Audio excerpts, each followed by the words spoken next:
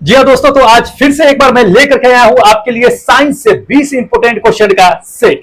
जी हाँ दोस्तों, इस सेट में भी बहुत इंपोर्टेंट क्वेश्चन डाला गया है। जैसा कि आपको पता है कि जब भी मैं वीडियो लाता हूं दोस्त, उसमें इंपोर्टेंट क्वेश्चन का सेट होता ही है। ठीक है, तो इसमें भी दोस्त बहुत इंपोर्टेंट क्वेश्चन डाला गया है। इससे दोस्त क्वेश्चन आते ही है। ठीक है, किससे दोस्त? ये जो है बायोलॉजी के चैप्टर है पादप जगत और पादप जो है आकारी की, ठीक है, मॉर्फोलॉजी को कहते हैं, उससे दो चैप्टर से 20 क्वेश्चन डाला गया है। बहुत इंपॉर्टेंट है, जिसकी संभावना टेक्नीशियन ग्रेड 3 में आने की बहुत ज्यादा है। तो इस चांस को मिस मत कीजिएगा, वीडियो शुरू से अंत तक के देखिएगा। ठीक है, तो चलिए 20 क्वेश्चन हम क्या करते हैं, जो सेट में आया है 29वां सेट है। ये आपको पता है कि 28 सेट हमने दे दिया है, ये कहना है 29वां सेट है। तो दोस्तों चलिए हम क्या करते हैं कि इस 29 सेट में जो 20 इंपोर्टेंट क्वेश्चन डाला गया है उसको शुरू करते हैं। लेकिन दोस्त, शुरू करने से पहले मैं उन लोगों को इन्फॉर्मेशन दे देता हूं जो लोग मेरे चैनल पे नए हैं, शायद उनको पता ना हो, इसलिए दोस्त मैं उनको इन्फॉर्मेशन दे देता हूं कि आखिर क्या होता है क्या नहीं होता है।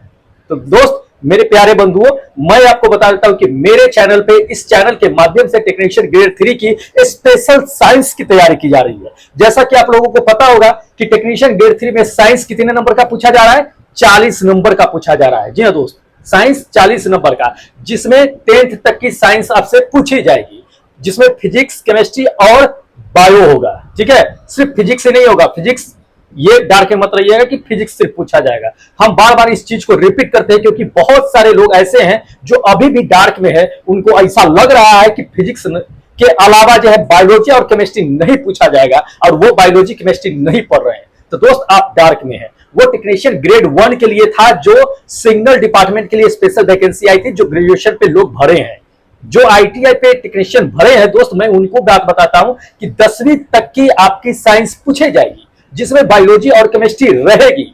ध्यान रखिएगा। तो दोस्त अभी तक मैंने क्या किया है इस चैनल पे, मैं आपको बताता हूं कि फिजिक्स से 40 सेट दे दिया है, यानी 800 क्वेश्चन मैंने दे दिया है। अभी क्या चला है? तो अभी बायोलॉजी चल रहा है, जिसमें 29वां सेट चल रहा है। जब बस इसमें भी कुछ सेट ही बचे हुए हैं, इसका भी पीडीएफ प्रोवाइड हो रहा है। कहां होगा सब बताएंगे। दूसरी नंबर बात रही, ये तो आपको हम बताती है।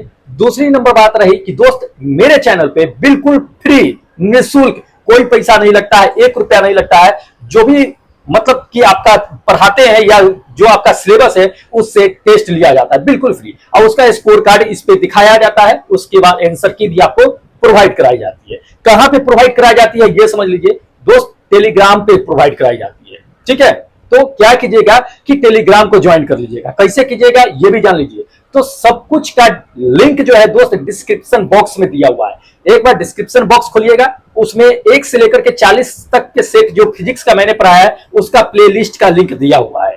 पीडीएफ जो डाउनलोड करना है, अगर टेलीग्राम नहीं ज्वाइन करना है, पीडीएफ डाउनलोड करना है, तो उसका भी लिंक दिया हुआ है। उस लिंक पे जाकर पीडीएफ डाउनलोड कर सकते हैं।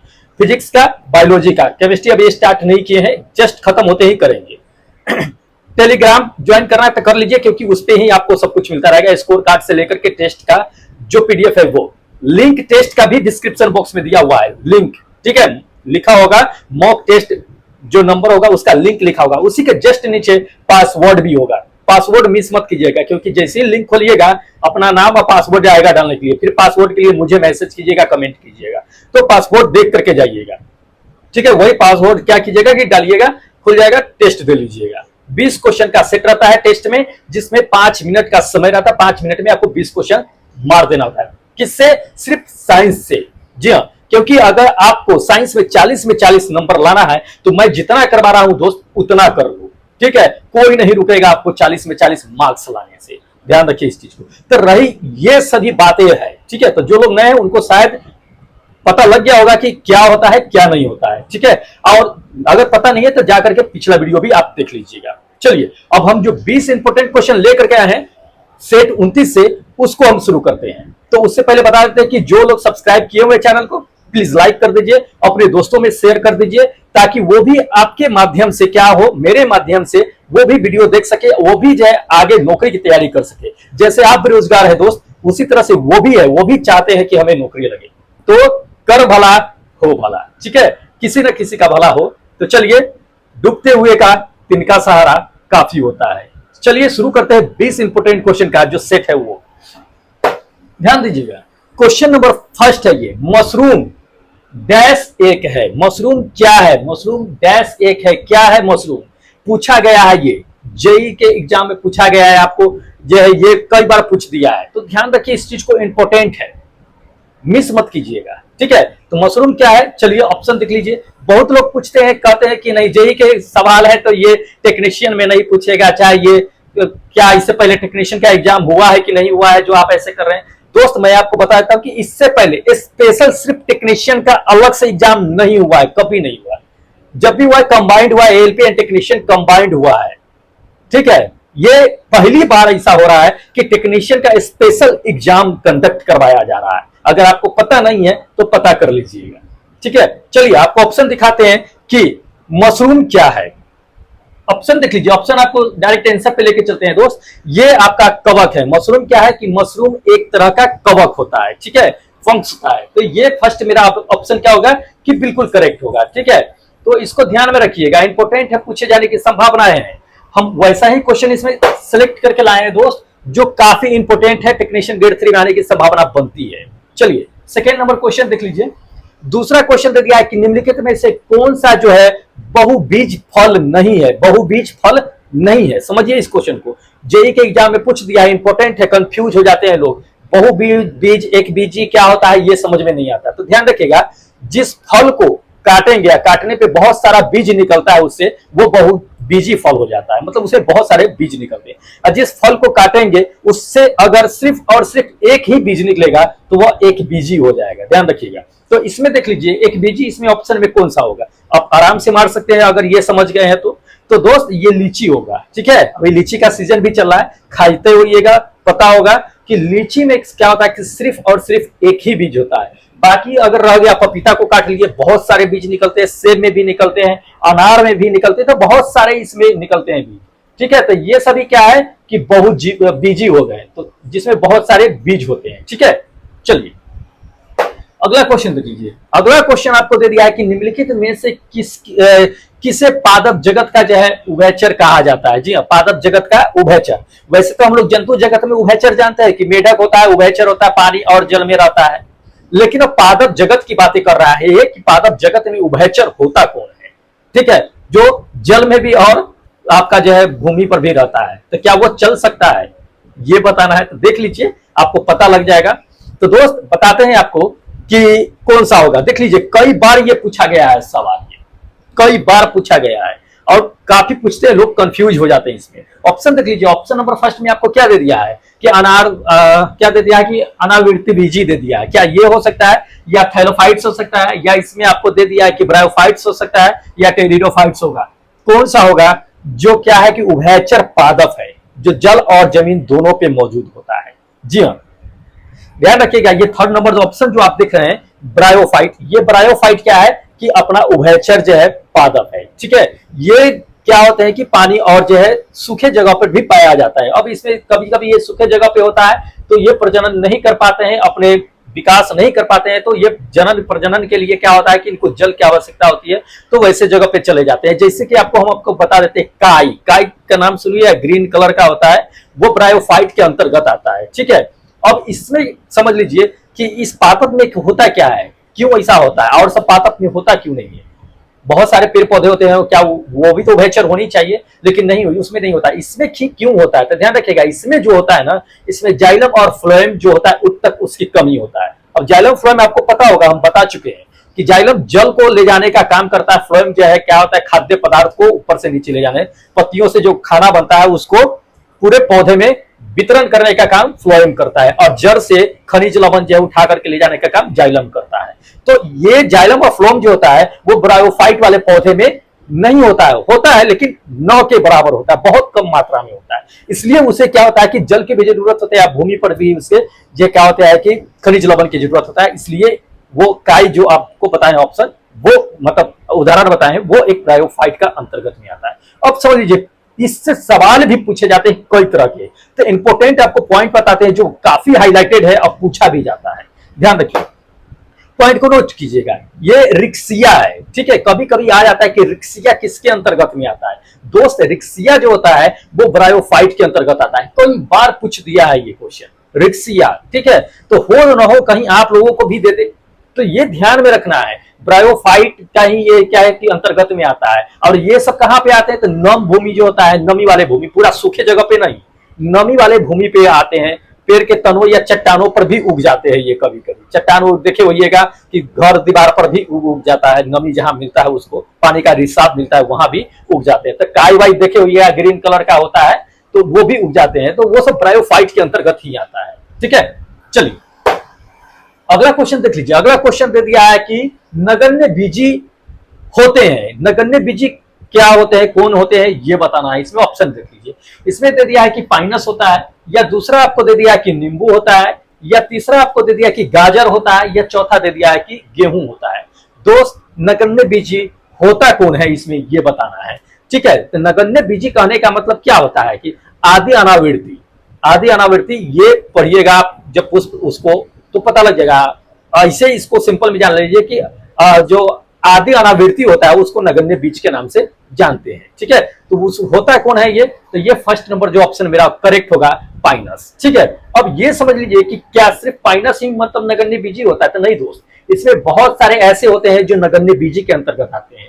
कौन कौन आते हैं, जैसे साइकस आपको बताते हैं, साइकस, सीड्स हो गया, गिंगो हो गया। ठीक है, ये सभी है, ये पूछा भी गया है, पॉइंट को नोट कर लीजिएगा। इसको आदि अनावर्ती या जो है नगण्य बीजी भी कहा जाता है। ठीक है, पूछ दिया है ग्रुप डी के एग्जाम में, हो ना हो कहीं दोहरा दे आपको। ठीक है, आवर्त बीजी भी पूछा जाता है, तो आवर्त बीजी में आता कौन है, आवर्त बीजी जिसके बीज के ऊपर एक परत पाई जाती है, आवर्त बीजी में आता है। जैसे कि नींबू हो गया, गाजर हो गया, गेहूं हो गया, अनावृत बीजी में आता है। तो ये भी सवाल जो है कई बार आपको पूछ दिया है दोस्तों। इंपोर्टेंट सब चीजें पॉइंट बता रहे हैं, और क्वेश्चन भी इसमें इंपोर्टेंट है, इसलिए इसको छोड़ना नहीं है, मिस नहीं करना है। दोस्त वीडियो को शुरू से अंत तक के देखिएगा, पता लगेगा कितना 20 क्वेश्चन ही है लेकिन काफी इंपोर्टेंट है। ठीक है, चलिए अगला क्वेश्चन देख लीजिए। अगला क्वेश्चन दे दिया है कि निम्नलिखित में से कौन सा दुनिया का जो है कहता सबसे लंबा पेड़ है। जी हाँ, दुनिया का सबसे लंबा पेड़ बताना है कि इसमें कौन सा है। अब पूछा गया है एनटीपीसी के एग्जाम में, होने आने की संभावनाएं बनती है दोस्त, तो क्या करना है कि माइंड में रखना है हमें। चलिए पहला देख लीजिए ऑप्शन, डायरेक्ट आंसर ही देख लीजिए। ये रेड वुड जो देख रहे हैं फर्स्ट नंबर मेरा ऑप्शन, रेड वुड क्या है कि दुनिया का सबसे लंबा वृक्ष है। अगर आप देखना चाहेंगे तो हम आपको फोटो के माध्यम से बिल्कुल दिखाएंगे रेड वुड किस तरह का होता है। ध्यान दीजिए, ये रेड वुड होता है, ये दुनिया का क्या होता है कि सबसे लंबा पौधा होता है। ठीक है, ये कहां पे है आपको हम बता देते हैं। ये पेड़ जो है कैलिफोर्निया के रेडवुड नेशनल पार्क में स्थित है। ठीक है, ये कैलिफोर्निया के रेडवुड नेशनल पार्क में है। इसकी खोज कब की गई थी दोस्त, इसकी खोज 2006 में के आसपास में की गई थी। इसकी ऊंचाई की अगर हम बात कर ले, इसकी ऊंचाई की तो यह 111-12 मीटर के आसपास में इसकी लंबाई होती है। ठीक है, जान लीजिए इसकी ऊंचाई जो होती है। ये ऐसे आपको हम कह देते हैं कि सदाबहार वन का एक एग्जाम्पल भी इसको ले सकते हैं। इसका रूप देखिएगा, देख लीजिए, इसका रूप जो है बिल्कुल पिरामिड की तरह लगता है। ठीक है, तो ये पिरामिड के रूप के आकार का भी होता है। ये पूछा जा सकता है कि कौन से वृक्ष जो है आपको पिरामिड के आकार का होता है, तो ये ध्यान में रखिएगा, इंपॉर्टेंट है रेडवुड। चलिए अगला क्वेश्चन देख लीजिए, कहता है कि डैश के अलावा निम्न में सभी पादपों या पौधों में क्या होता है कि झकड़े जड़ होते हैं। ठीक है, इसमें निम्न में, और अलग की बातें छोड़ दो, इसकी बात कर रहे हैं। ठीक है, तो किस पौधे में इसमें जो होते हैं क्या आते हैं कि अगर इसके इन सभी में के अलावा ये पादपों में झकड़े जड़ होते हैं। ठीक है, तो ध्यान रखिएगा, अगर इसमें से किसे छोड़ दे बाकी सब में झकड़े जड़ होते हैं, लेकिन इसमें एक ऐसा ऑप्शन है जिसमें एक झकड़ा जड़ नहीं होता है। ठीक है, तो ध्यान रखिएगा झकड़ा जड़ इसमें नहीं होता है। ये होगा थर्ड नंबर मेरा ऑप्शन, चुकंदर। चुकंदर में क्या होता है कि झकड़ा जड़ नहीं होता है, एनटीपीसी के एग्जाम में पूछ दिया है। अब इसमें समझ लीजिए, जड़ जो होता है दोस्त दो प्रकार के होते हैं। कौन कौन जड़ होता है जरा समझ लीजिए, जड़ दो प्रकार के होते हैं। ठीक है, एक मूसला जड़ होता है, एक झकड़ा जड़ होता है। झकड़ा जड़ कहने का मतलब रेशेदार जड़, देख लीजिए रेशेदार जड़ जिसमें रेशा की तरह निकला हुआ है ना, रेशेदार, तो उसको रेशेदार यानी कि झकड़ा जड़ के नाम से समझते हैं। मूसला जड़ समझ लीजिए, मूसला जड़ कहने का मतलब ये होता है कि जिसकी जड़ क्या होती है कि भूमि की गहराई तक के चली जाती है, मोटी होती है, शाखाएं जैसी होती है और गहराई तक के अंदर चली जाती है, उसको हम मूसला जड़ कहते हैं, मोटा होता है। ठीक है, एक ही जड़ होता है, सीधा अंदर तक के चले जाते हैं। आप अंदर जाने के बाद बहुत सारे जड़ मोटे ही रूप में फैल सकते हैं।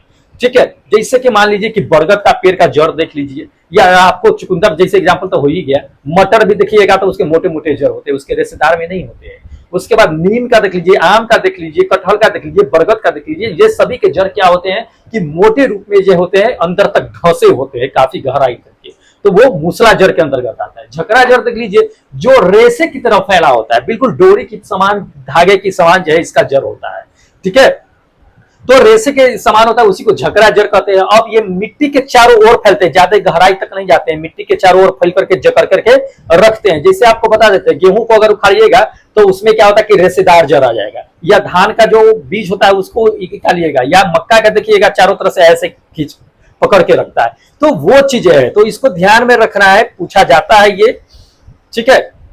चारों ओर क्या होता है कि फैला होता है। चलिए अगला क्वेश्चन दिखाते हैं आपको, इंपॉर्टेंट है। अगला क्वेश्चन इसमें दे दिया है कि हम आलू के कौन सा भाग जो है खाते हैं। जी हाँ, आलू का कौन सा भाग खाते हैं। कभी कभी अदरक का भी पूछ देगा आपको, तो आलू अदरक ये सब जान लीजिए सब एक ही होता है, तो आलू का हम ऐसे कौन सा भाग खाते हैं ये बताना है। नंबर फर्स्ट में देख लीजिए, क्या हम जड़ खाते हैं, या बीज खाते हैं, या दे दिया फूल खाते हैं, या तना खाते हैं, क्या खाते हैं, ठीक है। तो ध्यान रखिएगा, आलू का जो भाग हम दोस्त खाते हैं, ये फोर्थ नंबर जो है क्या है कि तना खाते हैं, आलू का तना खाते हैं। अदरक उदरक हो गया, ये सभी पूछे जाते हैं, ठीक है। तो उसका क्या है कि सब्जी के रूप में जो बनता है, हम लोग प्रयोग जो लाते हैं आलू, वो तना का भाग होता है, हम वही खाते हैं। आलू में जान लीजिए कि कौन कौन सा विटामिन होता है, ध्यान रखिएगा। आलू में जो होता है बी-सी कॉम्प्लेक्स होता है, बी-सी कॉम्प्लेक्स होता है, आयरन की भी मात्रा उसमें होती है, कैल्शियम की भी मात्रा होती है, मैग्नीशियम, फास्फोरस की भी मात्रा होती है। तो आलू इसलिए कहा जाता है कि हर सीजन में मिलता है, लोगों में क्या होता है कि ये विटामिन क्या होता है कि बना करके रखता है, तो आलू सर्वोत्तम माना जाता है सब्जियों के लिए, ठीक है। चलिए अगला क्वेश्चन दिखाते हैं। अगला क्वेश्चन इसमें दे दिया कि पौधे का कौन सा हिस्सा गैसों का आदान प्रदान करने में सहयोग करता है। जी हाँ, पौधे का कौन सा हिस्सा इसमें है जो गैसों के आदान प्रदान करने में सहयोग करता है। ऑप्शन देख लीजिए, क्या तना करता है, या दूसरा दे दिया कि जड़ करता है, या तीसरा कलियां करता है, या चौथा दे दिया है कि पत्तियां करती है।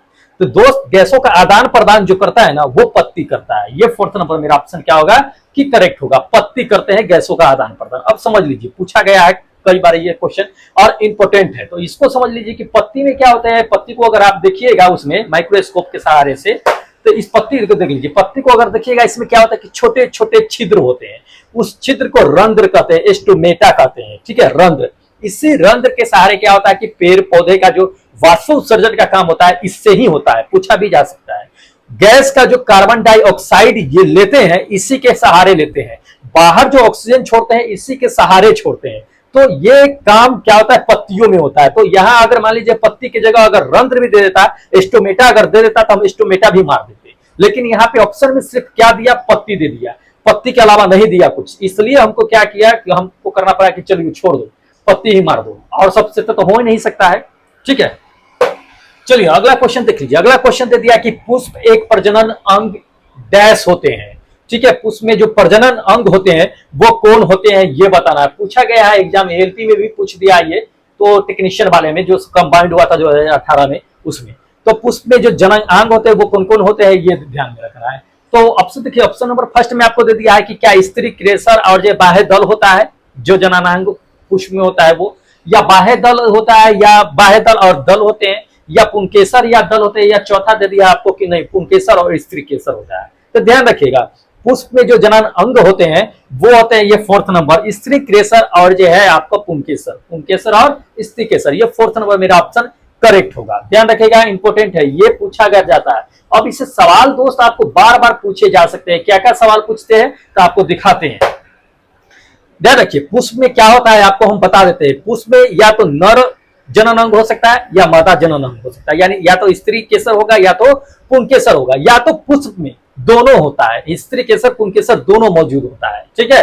तो ध्यान रखिए, जो नर वाला जो भाग होता है नर जनन अंग, उसको पुंकेसर कहा जाता है। पूछा गया है, ये पूछता है कि पुष्प में नर जनन अंग को क्या कहा जाता है, तो पुंकेसर, या पुंकेसर को कौन सा अंग कहा जाता है, उलट फेर कर सकता है आपको, ठीक है। ये दूसरा है कि आपको पूछ देता है कि मादा, सबसे ज्यादा पूछा जाता है मादा से, कि पुष्प में मादा जनन अंग जो होता है उसको क्या कहते हैं, तो स्त्री क्रेसर, और दूसरा नाम अंडप भी होता है, ध्यान रखिएगा, अंडप भी कहा जाता है इसको।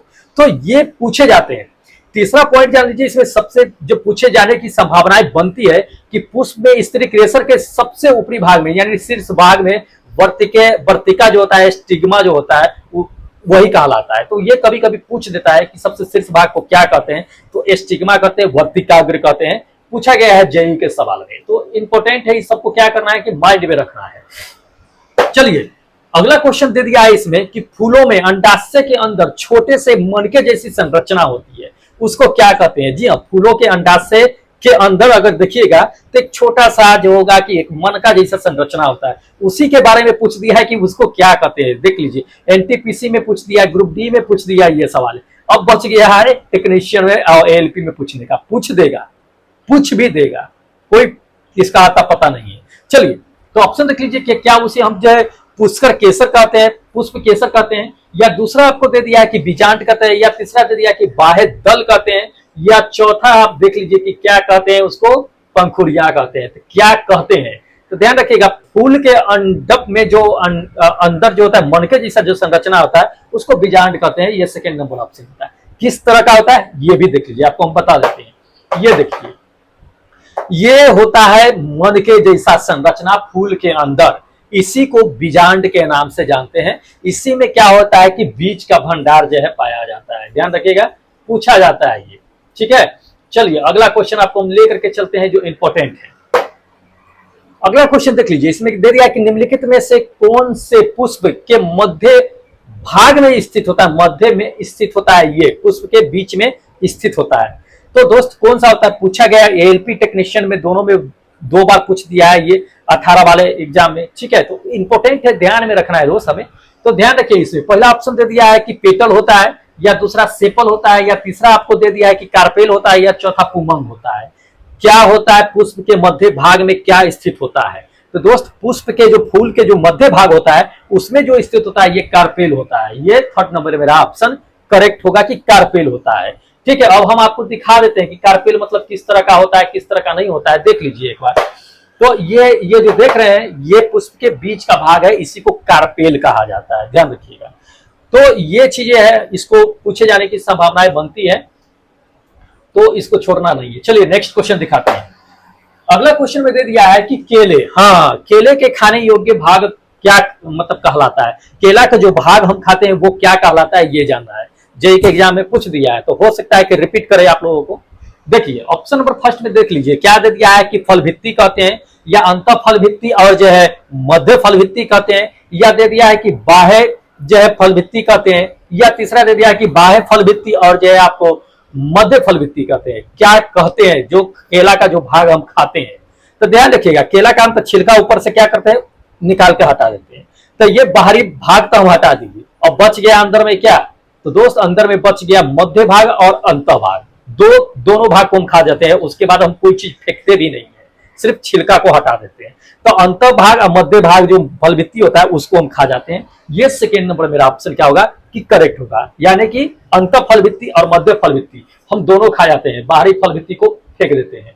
अब एक पॉइंट नोट कीजिएगा, आपको हम बता देते हैं इस पॉइंट को कि केला ही एक ऐसा पौधा है जो पूरे जीवन में एक बार फल और फूल देता है, इसके बाद अपने आप को खत्म कर लेता है, ठीक है। सिर्फ केला का ही पेड़ ऐसा है जो पूरे लाइफ में एक बार फल और फूल देता है। पूछा गया है जेईई के एग्जाम में, सोच लीजिए, घुमा के पूछने की आदतें है आरआरबी को, ऊपर घूमना नहीं है। चलिए आगे आपको बताते हैं क्वेश्चन।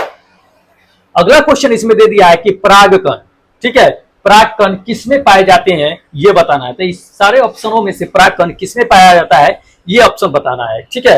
एएलपी और टेक्नीशियन के एग्जाम में पूछ दिया है, रिपीट कर सकता है आपको, परागकण किसमें पाया जाता है। ऑप्शन देख लीजिए, ऑप्शन नंबर फर्स्ट में आपको दे दिया है कि वर्तिकाग्र में पाया जाता है, या बीजाड़ में पाया जाता है, या तीसरा आपको दे दिया परागकोश में पाया जाता है, या पुष्प गुहा में पाया जाता है।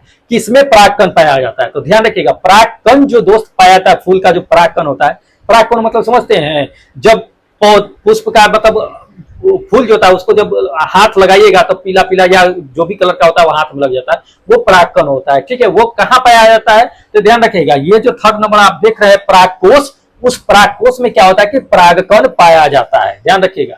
तो इंपॉर्टेंट है ये, इसको नोट करके रखिएगा, नोट करते चलिएगा। हम तो कहते हैं कि जितना हो सके नोट, पीडीएफ तो बाद में मिलता है लेकिन नोट अभी कर लीजिएगा तो बेटर होगा। एक मतलब कि क्या होना चाहिए कि एक आपको नोट्स ही तैयार कर लेनी चाहिए। जितना हम दे रहे हैं सारा का नोट्स कर लीजिए, एग्जाम के समय एक बार कस के रिवाइज मार दीजिएगा। और ये सॉफ्ट पेपर तो रहेगा, लेकिन कहां तक की देखते रहिए, लेकिन कॉपी में रहेगा तो एक बार चट चट चट चट सब चट कर दीजिएगा। तो नोट्स कम से कम कंप्लीट कर दीजिए इसको, मतलब एक फेयर टाइप का जो होता है उस तरह का बना लीजिए और उस समय एक बार मार दीजिएगा रिवाइज, ठीक है, माइंड में सेट हो जाएगा। देख लीजिए अगला क्वेश्चन, देख लीजिए इसमें दे दिया है कि इनमें से कौन सा उभयलिंगी फूल है। जी उभयलिंगी फूल है ये बताना, ये भी एएलपी के एग्जाम में पूछ दिया है, पूछा जाता है इस सबसे क्वेश्चन। तो उभयलिंगी फूल कहने का मतलब, उभयलिंगी कहने का क्या मतलब होता है कि जिसमें नर और मादा दोनों मौजूद होता है, वैसे फूल को उभयलिंगी कहते हैं, ठीक है। तो ध्यान रखिए, ऑप्शन देखिए, ऑप्शन क्या है कि सरसों को कहते हैं, या दूसरा दे दिया कि पपीता को कहते हैं, या तरबूज को कहते हैं, या आपको दे दिया है कि खीरा को कहते हैं। किसको उभयलिंगी फूल कहा जाता है? तो ध्यान रखिएगा, उभयलिंगी फूल जिसमें नर और मादा दोनों पाया जाता है वो होता है सरसों। सरसों में क्या होता है कि नर और मादा दोनों पाया जाता है, तो इसको क्या रखा गया है कि उभयलिंगी के अंतर्गत में रखा गया है, ठीक है। तो आपको समझा दिए उभयलिंगी क्या होता है, जिसमें नर और मादा दोनों पाया जाता है। तो ये सरसों हो गया, और भी होते हैं जैसे कपास के फूल हो गया, भिंडी उंडी देखते हैं, वो भी क्या होता है कि उभयलिंगी होते हैं, उसमें नर मादा दोनों होते हैं, ठीक है। एक लिंगी के बाद बताते हैं कि जिस पुष्प में क्या होता है कि या तो नर होगा या तो मादा होगा, एक ही लिंग उसमें मौजूद होगा, तो उसको हम एक लिंगी के नाम से जानते हैं। जैसे आपको एग्जाम्पल में बता देते हैं कि पपीता को ही ले लीजिए, पपीता क्या है, एक लिंगी होता है, ठीक है। तो कटहल हो गया, ये सब हो गया, क्या हो गया कि एक लिंगी होता है। तो इस सबको ध्यान में रखना है, पूछा जा सकता है, ठीक है। पुष्प तो जितना देखते हैं सब वही है। चलिए अगला क्वेश्चन देख लीजिए, अगला क्वेश्चन इसमें दे दिया है कि डैश के पत्ती में मेथनोइक एसिड पाया जाता है, मेथनोइक अम्ल पाया जाता है, किसके पत्ती में? इसमें से जो ऑप्शन दे दिया है, किसके पत्ती में मेथनोइक अम्ल पाया जाता है? जी हाँ, मेथनोइक अम्ल बताएंगे इसके बारे में। ऑप्शन देख लीजिए, ऑप्शन नंबर फर्स्ट में दे दिया है कि इमली, दूसरा आपको दे दिया है कि संतरे, और तीसरा आपको दे दिया है दोस्त टमाटर, और चौथा दे दिया है कि बिच्छू बूटी। किसमें क्या होता है कि मेथनोइक एसिड पाया जाता है, मेथनोइक अम्ल पाया जाता है। तो दोस्त ध्यान रखिएगा, मेथनोइक अम्ल जो होता है, ये फोर्थ नंबर जो आप ऑप्शन देख रहे हैं बिच्छू बूटी, उसमें क्या होता है कि मेथनोइक अम्ल पाया जाता है, ठीक है। बिच्छू बूटी, अब बता देते हैं बिच्छू बूटी किस तरह का होता है, शायद आप देखे होंगे या आपके आसपास, अभी तो खैर अपने आसपास में क्या होता है कि गांव में जंगलें हुआ करती थी, तो हुआ करता था ये बिच्छू बूटी जो है सो। लेकिन अब धीरे धीरे क्या होगा कि जंगलों को कटाई करके हम लोग घर बनाना शुरू कर दिए, तो अब धीरे धीरे वो भी खत्म हो गया है। होता है क्या, ये समझ लीजिए, आपको दिखा देते हैं। तो ये बिच्छू बूटी का फोटो है, ठीक है, ये बिच्छू बूटी है। अब इसको हम बता देते हैं आपको, इसमें मेथनोइक अम्ल होता है। होता है इससे क्या है, तो दोस्त जब ये आपके हाथ पर ये लग जाएगा ना, तो खुजली होना शुरू हो जाएगा, खूब नोचेगा, खूब खुजलाहट होगा इससे, ठीक है। ऐसा लगेगा कि डंक मार दिया है। जब इसके पत्ती आपको अगर छुइएगा तो डंक मारने जैसा अनुभव होगा। अब ध्यान रखिए कि जब हम बहुत देर तक के नोचते रहता है, अगर इसको ठीक करना है तो इसको ठीक करने के लिए इसी के ठीक आसपास इसका दबा पाया जाता है, इसी के आसपास पाया जाता है। उस पेड़ का नाम क्या होता है कि चिलमोरा होता है, चिलमोरा का पौधा होता है, ठीक है। जो उसके पत्ते को तोड़ करके जहां पे आपका बिच्छू बूटी का जो पत्ता लगा था, उसी जगह पे जहां पे नोच रहा है उसी पे रगड़िएगा, तो धीरे धीरे मेथनोइक एसिड का असर खत्म हो जाता है, फिर आपको नोचना क्या हो जाता है कि बंद हो जाता है। तो ये सब गांव में पहले पाया जाता था, ठीक है, जंगलों में पाया जाता था, लेकिन अब धीरे धीरे क्या हो गया है कि खत्म हो चुका है। तो चिलमोरा, जिसको ऐसे तो हम लोगों के गांव में हम लोग देखे हुए हैं, तो उसको कवछुआ वाला पेड़ के नाम से जानते थे, कवछुआ कहते थे कि काफी नोचने लगता था। उसी के आसपास में ये आपका जो पाया जाता था, तो उस पे जाकर पत्ता तोड़ के लगा लेते थे, सही हो जाता था, ठीक है। चलिए अगला बताते हैं क्वेश्चन। अगला क्वेश्चन दे दिया इसमें कि पादप वहन तंत्र द्वारा पत्तियों और जड़ों में किन उत्पादक का परिवहन किया जाता है? इसमें किसका परिवहन किया जाता है?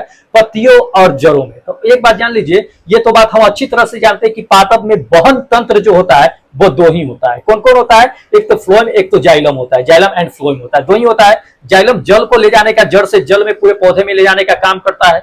फ्लोएम पत्तियों से जो खाना बनता है उसको पूरे पौधे में पहुंचाने का काम करता है। तो ये वहन तंत्र दो होता है, वहन उत्तक कहिए इसको, दो होता है। तो इसमें से कोष किस पदार्थ को ले जाने का काम करेगा, ये ध्यान रखना है। तो ले तो जाएगा जाइलम और फ्लोएम ही ले जाएगा। ऑप्शन देख लीजिए, पहला दे दिया कि केवल जल, तो नहीं, पौधे में तो जल और जो है आपको खाद्य पदार्थ दोनों जाएगा, तो क्या जाइलम ही काम करेगा? नहीं, ये काम नहीं करेगा। क्या दूसरा दे दिया कि केवल कार्बोहाइड्रेट, नहीं, सिर्फ कार्बोहाइड्रेट ही नहीं। आपको और बता देते हैं, थर्ड नंबर ये मेरा ऑप्शन करेक्ट होगा कि उसमें ऊर्जा का भंडार और परिष्कृत जो क्या होता है कि पदार्थ होता है, ठीक है।